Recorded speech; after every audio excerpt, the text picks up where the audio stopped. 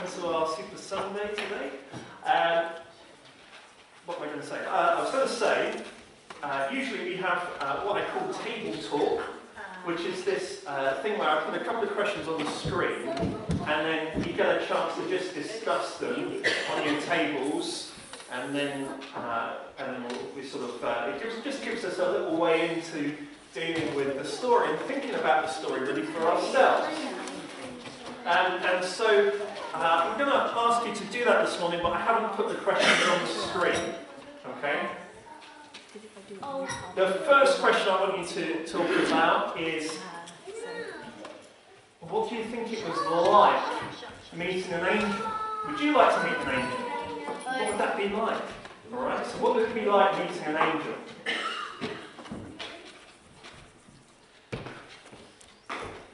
And the second question is, why did God choose Mary? Why do you think God chose Mary? Alright? So 2 questions. Alright? What would it be like to meet an angel? And secondly, why do you think God chose Mary? Okay? So you've got a few minutes, a couple of minutes just to chat about that on your tables. If someone's able to involve either in their chat, that would be brilliant. Alright, he's on his own there. Well, we had enough time to have a little chat. I don't know what you said on your tables. I think meeting an angel would be both exciting and terrifying. Completely out of the blue. You know, did David sneak up on Mary from behind? I don't know. No? What did you say? It'd be really exciting, isn't it? Like a mini adventure. And then also, why did God choose Mary? The Bible doesn't really go into that. Joanne said, for what's inside her. Okay. Yes. Now I think that's interesting. That's about the best answer I can give. Is when I read that story, when I listen to that story like Phil read, actually it's her response at the end that I think is really amazing. Because she says, I'm the Lord's servant. May everything you say come true. So she's a yes woman. She's a yes girl. She says yes to God.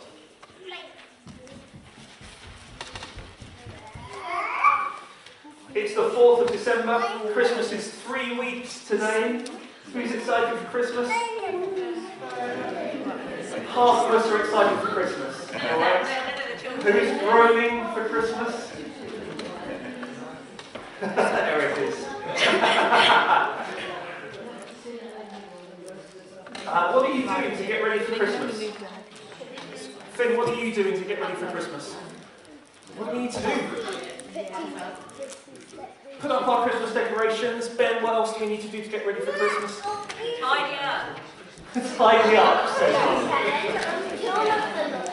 I thought I said Jonathan, sorry.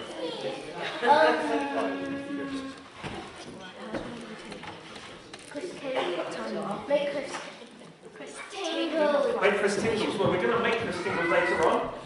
What about everybody else? What are you doing to get ready for Christmas? Nothing? You just nothing? Molly, what are you doing to get ready for Christmas? I'm going to my daughter's for Christmas. Okay. And be fun and games. So she needs to get stuff ready for you coming. What might she get ready for you coming? A spare bed. For you to give over. Yep. What else? Food! Someone said food. Yes, food. We need lots of food in the house. What else do we need for Christmas? Presents. We need presents. What else do we need for Christmas? Emergency dining room. Christmas lights. Yes, I need loads of Christmas lights. What we don't say. Socks. Dining room chair. We need socks. You need socks for Christmas. What else do we need for Christmas? Snow. I can't get hold of any snow. Christmas sweater. Christmas Sweater. Christmas jumpers. Yeah, we need to get our Christmas jumpers out, dust them off. Loads of stars. Loads of stars. We need to get ready, don't we? Christmas Day, we need loads of stuff to get ready. Who's getting ready for Boxing Day? Tony's getting ready for Boxing Day. Yeah? Pack a bag. Pack a bag. We're getting ready for Boxing Day. Packing a bag. Anyone else getting ready for Boxing Day? Who's getting ready for the 27th of December?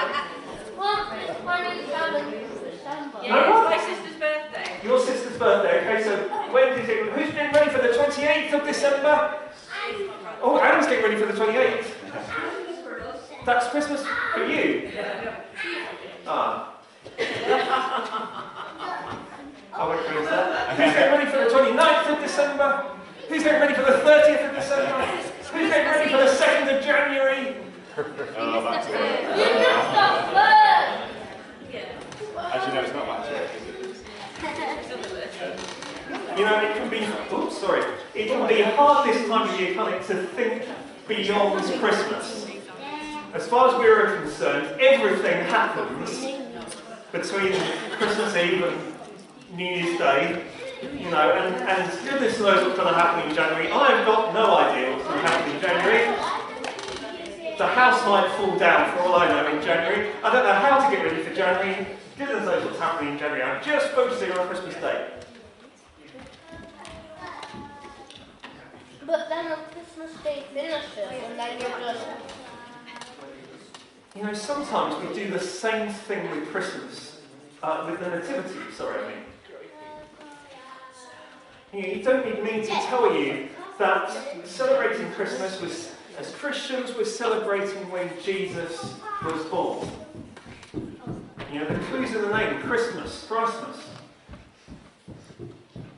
And if you, like me, you grew up on nativity plays, then lines like Gabriel's today, "Don't be afraid, Mary," you know, all that is going to be really familiar to you.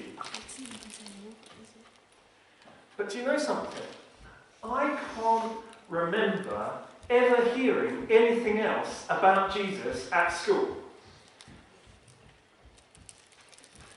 It was if, like an X Factor winner, he just faded into obscurity after Christmas.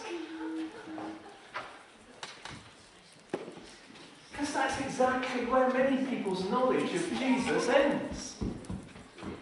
The baby born in the stable who never grew up. The perpetual Pinocchio, or whatever it is. Oh no, that's not Pinocchio. Peter Pan. Thank you. And what a pity that is. You know, let me put it this way. You wouldn't go to the cinema to watch the latest Christmas blockbuster film, get your popcorn, watch the trailers, the titles, maybe the opening scene, and then walk out. You wouldn't do that, would you? That would be weird. It would be weird, exactly. Nobody does that, but that's what we do with Jesus. Angels, stable, wise men, end.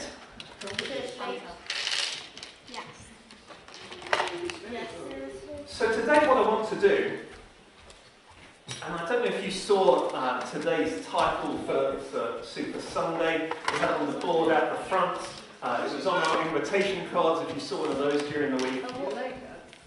But the title was To Nativity and Beyond. And it's a bit of a play on Buzz Lightyear from the Toy Story movies, saying, "To infinity and beyond!" That's his sort of great saying. So what I want to do today is start with Nativity and invite you to go further. Let this Advent be the start of an adventure. And you like that? You like that? An adventure with Jesus.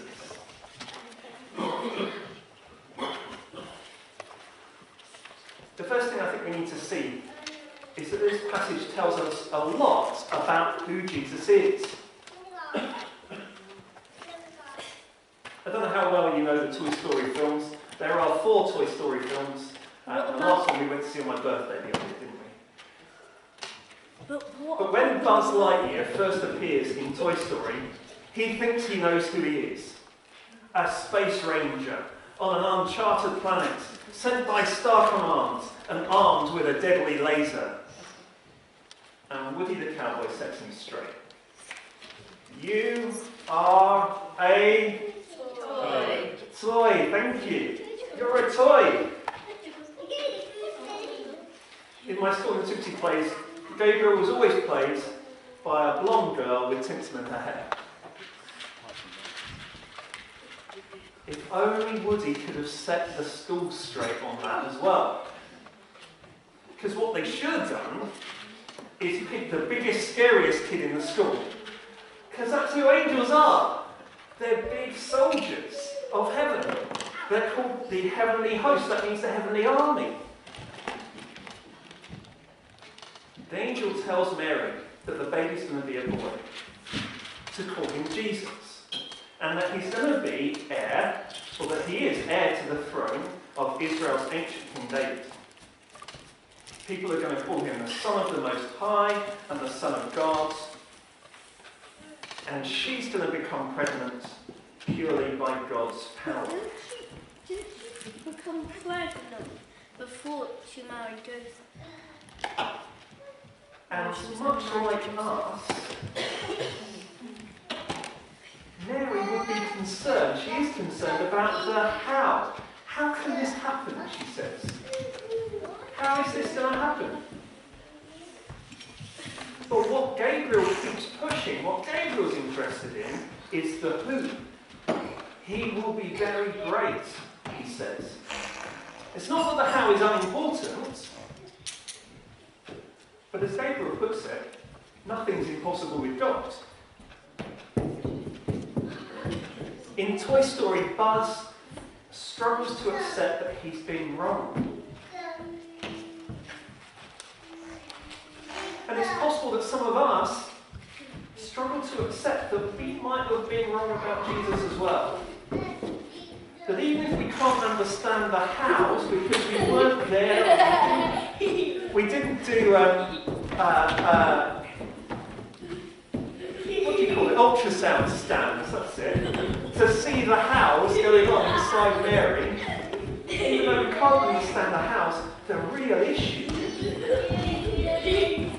is if Jesus is who the Bible says he is.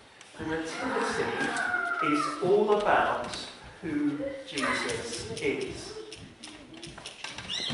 It presents us with Jesus as the Son of God, right from the word go.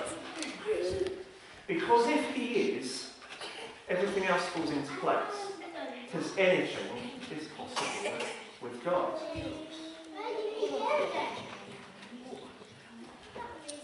The second element is something which really this particular story doesn't go into a massive amount. And that's the question of why. Why Jesus was born. Gabriel tells us a lot about who he is, but he doesn't say a great deal about why. Again, if you know the Toy Story films, you know that Buzz, this Space Ranger guy, is supposed to be a hero. But he takes the news that he's a toy very badly.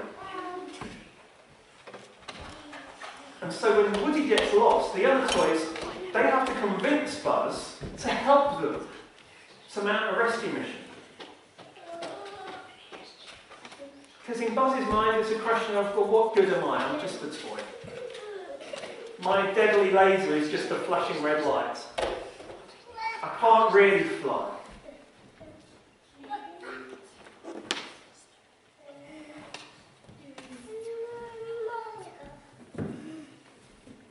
But in the end, Buzz does help. And instead of flying, he decides to fall with style.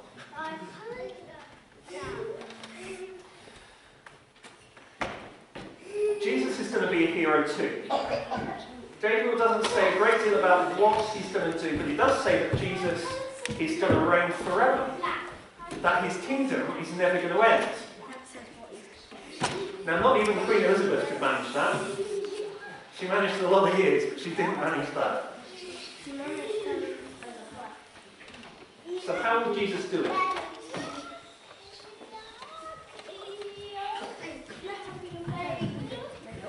as Luke continues in the Nativity and beyond, it turns out that Jesus, the adult, expects to die, which he does on the cross, and also expects to rise to life again, which he does, leaving his tomb empty. And so now he lives forever, never again to die. And Jesus' birth was the first step in God's rescue mission for us. Because his death and rising to life rescues anyone who believes in him from being lost forever. A bit like Woody. It rescues them into God's kingdom to be with him forever. So that makes Jesus a hero. And that's why God made Jesus king.